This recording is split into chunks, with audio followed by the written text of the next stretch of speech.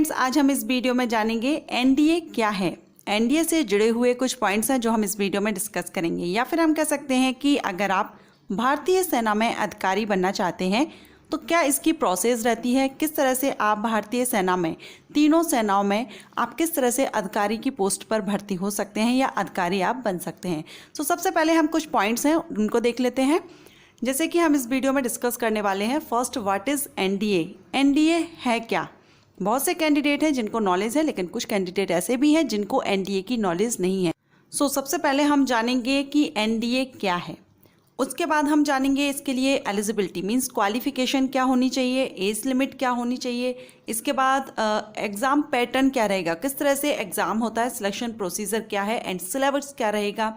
And then physical test किस तरह से होगा, एंड देन सैलरी क्या रहती है। सो ये सारे पॉइंट्स हम स्टेप बाय स्टेप इस वीडियो में डिस्कस करेंगे। तो अगर आप एनडीए से जुड़ी हुई जानकारी चाहते हैं या आप भारतीय सेना में अधिकारी बनना चाहते हैं तो वीडियो को एंड तक पूरा देखिएगा। वीडियो स्टार्ट करने से पहले अगर आप चैनल पर फर्स्ट टाइम विजिट कर रहे हैं या आपने अब तक चैनल को सब्सक्राइब नहीं किया है, चैनल को सब्सक्राइब कर लीजिए और बेल आइकन को प्रेस कर लीजिएगा। बेल आइकन को प्रेस करने से आपको नोटिफिकेशन टाइम से मिल सकेगा जब भी मैं कोई न्यू वीडियो अपलोड करूँगी। चलिए अब हम वीडियो स्टार्ट करते हैं। सबसे पहले हम जानेंगे व्हाट इज़ एनडीए। एनडीए क्या है। एनडीए का फुल फॉर्म होता है नेशनल डिफेंस एकेडमी।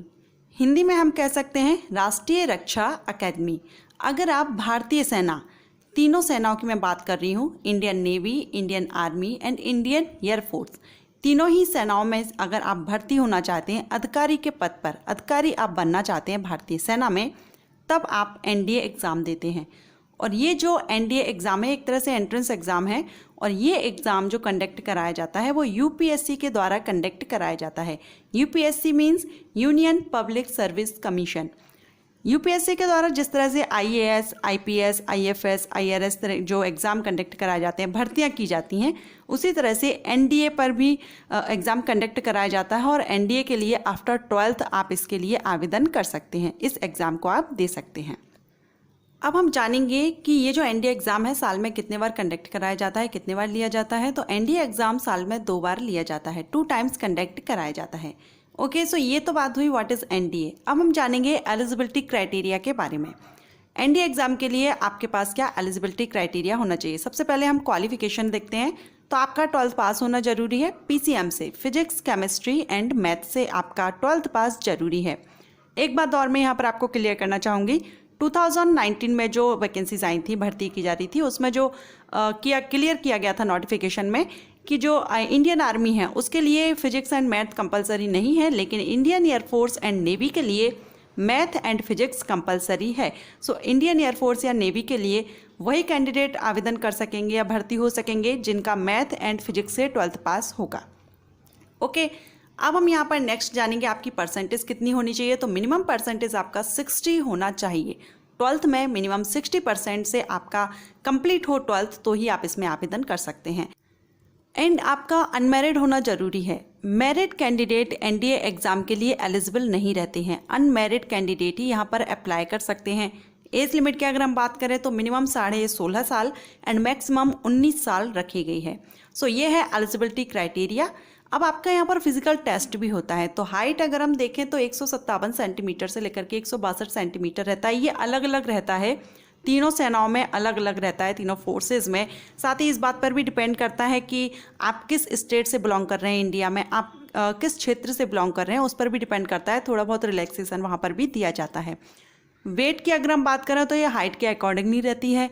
ये भी जो फिजिकल टेस्ट रहता है वो तीनों सेनाओं में डिफरेंट रहता है। अब हम जानेंगे एग्ज़ाम पैटर्न के बारे में। एग्ज़ाम पैटर्न क्या रहता है। तो यहाँ पर 2 पार्ट्स में आपका एग्ज़ाम होते हैं। फर्स्ट आपका रिटन एग्ज़ाम होगा, सेकंड एसएसबी इंटरव्यू होता है। जो आपका रिटन एग्ज़ाम होता है वो 2 पेपर्स में रहता है, 2 पार्ट्स में रहेगा, पेपर 1 एंड पेपर 2। पेपर 1 में आपका मैथमेटिक्स से क्वेश्चंस आते हैं एंड पेपर 2 में आपसे जनरल अवेयरनेस के क्वेश्चंस किए जाते हैं। सो ये आपका रिटन है जिसमें आपके 2 पेपर होंगे, पेपर 1 एंड पेपर 2। और यहाँ पर जो सब्जेक्ट्स हैं वो मैथमेटिक्स एंड जनरल अवेयरनेस, सिर्फ ये 2 ही सब्जेक्ट से आपसे क्वेश्चन किए जाएंगे।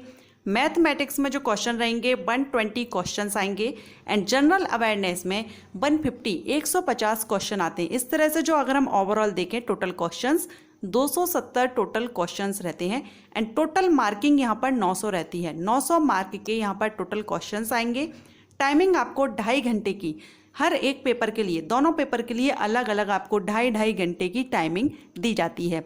साथ ही नेगेटिव मार्किंग भी रहती है, सो आप आंसर केयरफुली दीजिएगा।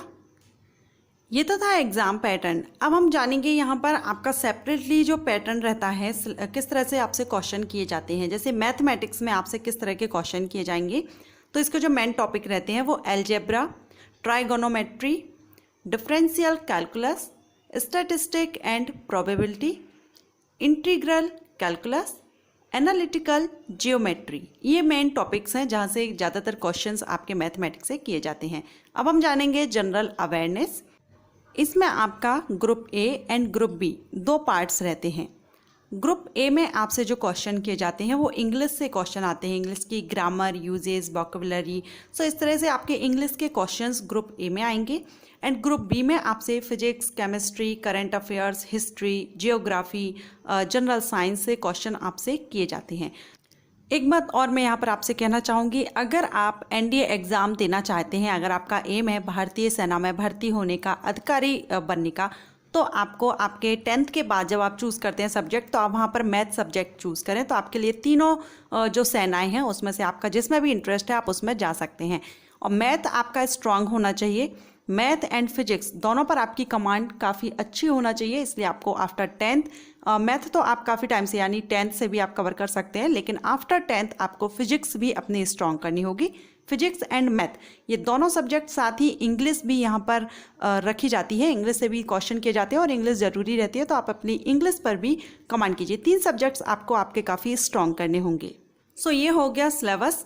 अब हम बात करते हैं सैलरी की। आपको सैलरी कितनी मिलेगी, तो देखिए पोस्ट के अकॉर्डिंग यहाँ पर अलग अलग पोस्ट रहती हैं, कर्नल, मेजर या लेफ्टिनेंट, और भी कई पोस्ट हैं।